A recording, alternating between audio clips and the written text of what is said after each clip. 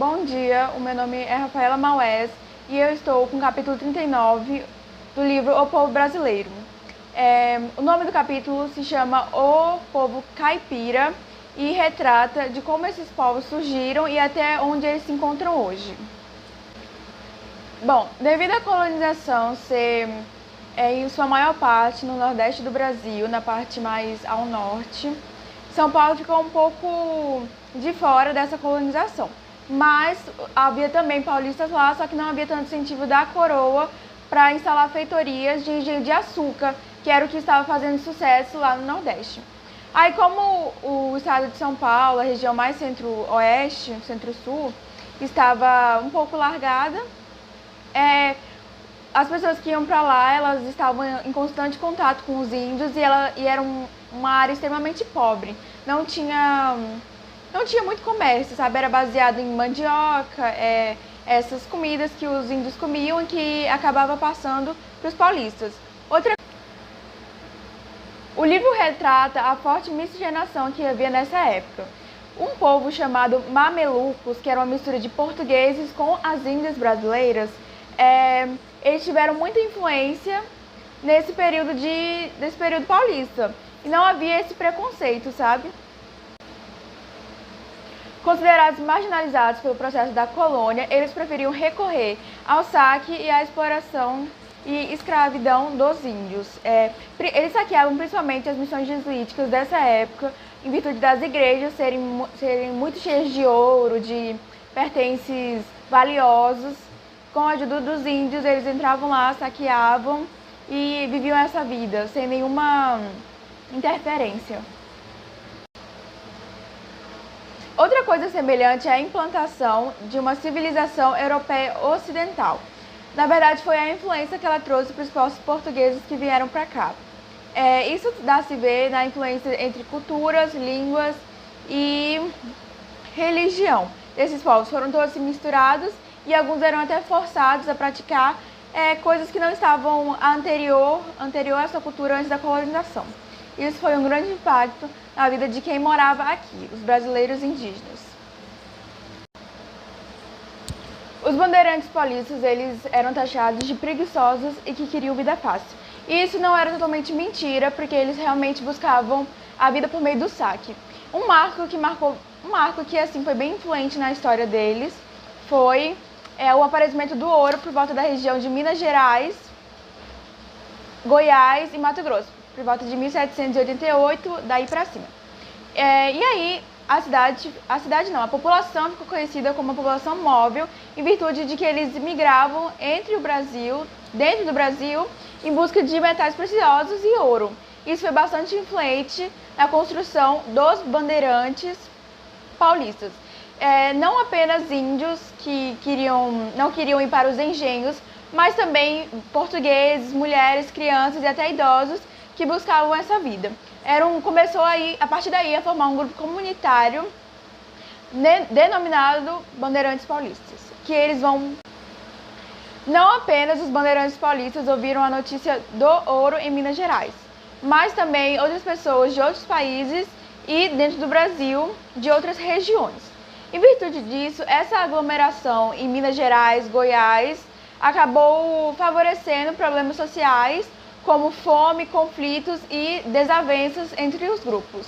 E a partir daí aconteceu a Primeira Guerra, que foi a Guerra dos Emboabas, em 1710, por causa dessa competição pela riqueza. Somente após uma década da descoberta desse novo recurso, as autoridades coloniais da Coroa de Portugal mandaram autoridades para o Brasil. Começou a ter um poder efetivo nas regiões para tarifar o preço do ouro e assim a maior parte não ser contrabandeada, contra o contrabando, né? E também para fiscalizar. Essa foi a primeira intervenção da coroa do Brasil e a partir daí começou a formar as cidades pontuais, né, em busca de ouro. A partir daí, a região centro-oeste começou com um grande populacional, maior do que antes, por causa dessa busca pelo ouro. Cidades como São Paulo, Minas Gerais, enfim, elas já estavam até um pouco mais cheias e mais consolidadas. Só que ainda não eram consideradas cidades pela autoridade portuguesa. A partir daí também houve aumento da mestiçagem, da conexão entre novos povos, seja escravos vindos da África que estavam sendo lá escravizados, como também os índios que estavam lá em busca de ouro. Esse mercado aurífero ele chamava mais atenção para as regiões ao sul do Brasil, centro-oeste, sudeste, sul, por aí. A partir daí, a capital passou de Salvador, Bahia, para o Rio de Janeiro.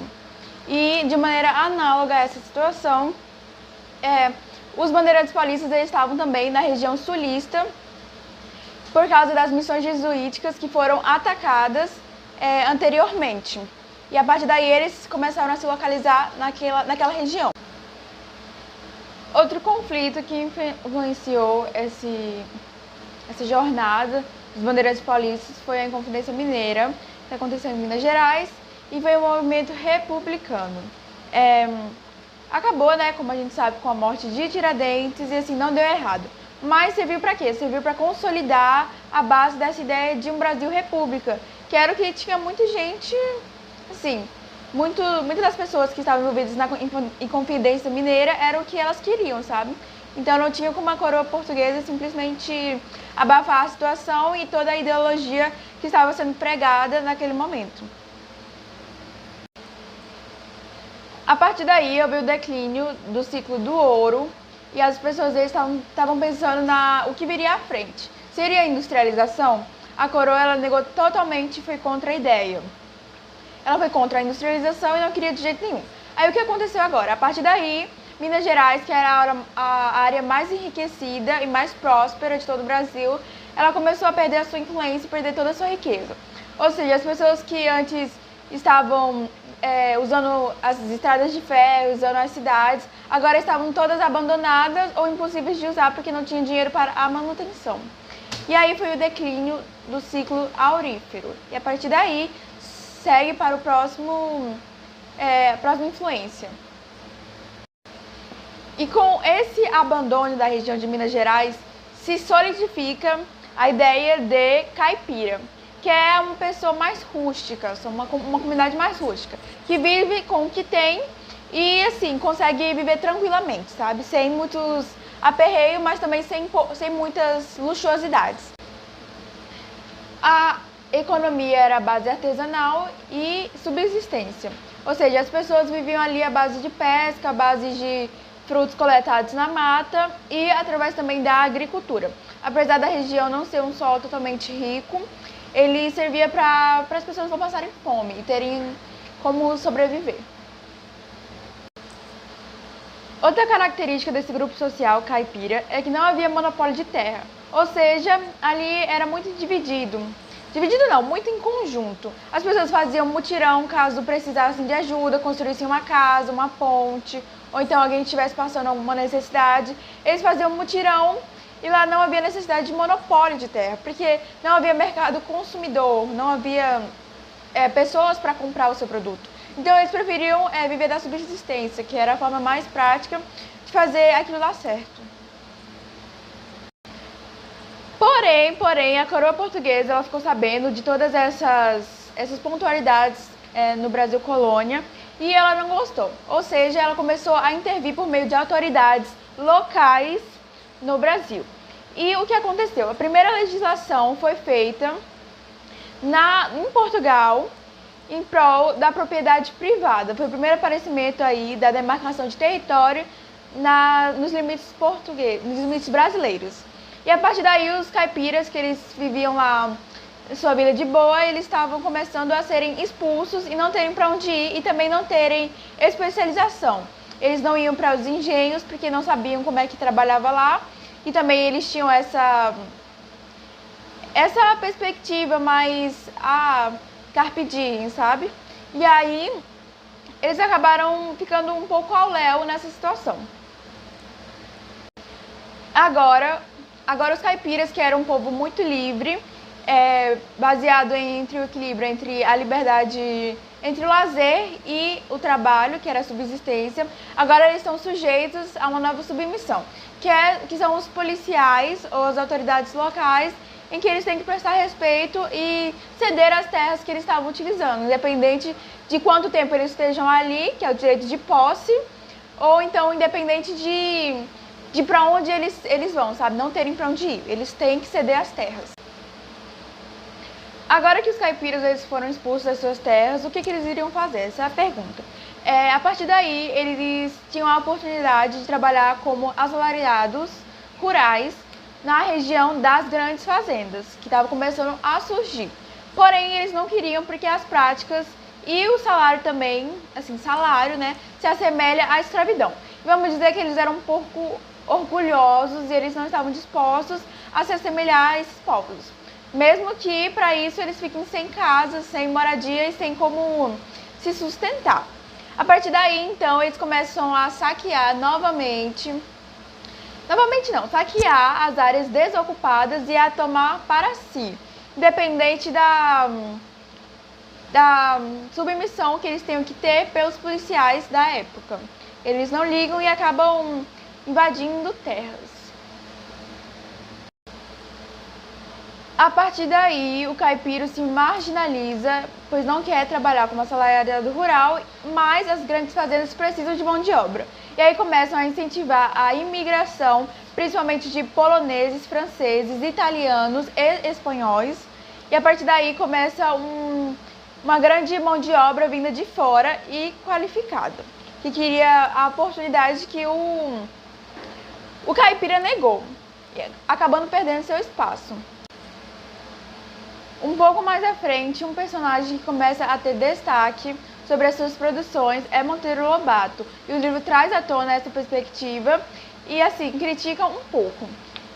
Com o personagem dele, de Zeca Tatu, passa a imagem de preguiçoso, de que não quer fazer nada da vida, que ele só tá lá, assim, pra viver, sabe? E é um preconceito que o Monteiro Lobato fez sobre esses povos caipiras, sem considerar a trajetória que eles, da perspectiva histórica, né, que eles passaram. Então ele simplesmente fez um deboche, uma crítica, e assim, depois de um tempo, foi dito no livro que Monteiro Lobato pediu desculpa e que não tinha realmente pensado por essa perspectiva. Bom, havia também na região do Nordeste, Centro-Oeste e Sul a criação de gado para as áreas que não estavam mais em produção por causa da retirada do ouro, que foi muito impactante ambientalmente. E aí, assim, o caipira perdeu a sua maior parte de economia e de sobrevivência, né, que era a caça e a pesca, porque mudou as condições ecológicas do local, com essa criação de gado. E aí eles ficaram sem opções a não ser essas três. A primeira era invadir terras, assim, de forma ilegal, e ficar lá até que a coroa portuguesa tire. Ou então ficar lá mesmo com os conflitos entre a coroa portuguesa. E tinha a opção também de concentrar-se como reserva de mão de obra, já que os imigrantes eles tinham protagonizado a situação nas fazendas como mão de obra, e aí eles seriam meio que a reserva. Isso era uma opção também. A terceira opção e a última é que eles poderiam servir de massa para a população urbana, já que as indústrias elas estavam começando a crescer, e aí era necessário também gente para trabalhar lá. E assim, eles tinham essas três opções para escolher, já que perderam o principal meio de economia. Em paralelo a esses acontecimentos, a atividade cafeeira estava em grande ascensão. Cerca de 61,5% da atividade econômica brasileira era para exportação do café. Era isso que eles ganhavam, esse era o lucro. E a partir daí foi necessário mais mão de obra e mais propriedade de terra, porque as lavouras estavam crescendo de forma assim disparadas. E aí os caipiras que ainda estavam nas suas pequenas porções de terra lá, sem mexer com ninguém, eles foram aí totalmente não dizimados, mas expulsados das suas terras. Ou seja, os caipiras, eles agora tinham pouco independência, agora não tem mais nenhuma. Não resta mais nenhuma solução. A partir daí, começou a política do café com leite, que foi a mistura entre governadores e vice-presidentes de São Paulo e de Minas Gerais. A política do café com leite, também chamava de oligarquia do café, era poder de poucas pessoas, ou seja, só esses dois estados que detinham a representação de toda uma nacionalidade brasileira. Muita politicagem, e a partir daí também começou a dar nomes, sabe, nomes e títulos para as pessoas que estavam ali perto, como barões, viscondes, os grandes barões do café, os viscondes, marqueses, e tudo isso começou uma politicagem de corrupção muito marcante para a história, que deixou cicatrizes muito grandes, seja na desigualdade, na politicagem, corrupção, nesse sentido. Bom, em relação aos caipiras, eles já queriam agora o trabalho porque viam a necessidade de tê-lo, só que a mão do imigrante, a mão de obra, né, era melhor e mais específica, eles eram mais qualificados. E começou uma desvalorização absurda do trabalhador nacional, enfim, só ladeira abaixo. Porém, começou o declínio por cerca de 1929, com a crise lá nos Estados Unidos da América, e que refletiu também aqui no Brasil. O governo da época, para não alterar os preços internacionais, ele começou a estocar café e depois queimá-lo. Só que isso, assim, teve uma influência muito grande aqui nos preços daqui dentro do Brasil, porque aumentou absurdamente a inflação. Então as pessoas que estavam aqui dentro não conseguiam mais comprar porque estava extremamente caro. E lá fora não estava servindo tanto por causa dessa crise. Essa população caipira, por estar marginalizada, ela sofreu muito preconceito, tanto racial quanto econômico, político, essas coisas. Elas estavam à margem de tudo, não podiam interferir na política, não poderiam dar suas opiniões econômicas, e assim, estavam totalmente fora dessa perspectiva de progresso que o Brasil estava tendo. Elas foram totalmente marginalizadas e sofreram muito preconceito, principalmente por causa da miscigenação que houve lá atrás nos maleucos, alguma coisa assim, que era os indígenas, a mistura de indígenas com os portugueses.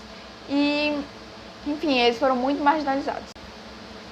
Bom, a atividade cafeeira, ela caiu, mas ela não quebrou. Porém, como eu falei, outras atividades exportadoras como o lácteos, a borracha, foram fundamentais para que a economia brasileira ela não quebrasse de vez. Outra coisa também, principalmente no Paraná, além dos produtos de gado para exportação, houve também a soja, o consumo de soja e a produção também de trigo. E essa foi a melhor solução que os povos encontraram para conseguir estabelecer a economia brasileira. Rodovias que agora não eram mais usadas porque não havia dinheiro para a manutenção, e tudo isso foi consequência dessa expansão cafeeira, assim, bem prejudicial à cultura brasileira, a toda a história brasileira, porque deixou muita desigualdade, muitos déficits, e assim, as terras elas não estavam mais cultiváveis, todo o impacto ambiental, e foi essa a consequência que teve. Os imigrantes que agora eram dispensados da mão de obra cafeeira, eles estavam começando a ir para a indústria, que eram nas grandes centros urbanos. Mesmo sem a oportunidade, eram os únicos meios que eles achavam.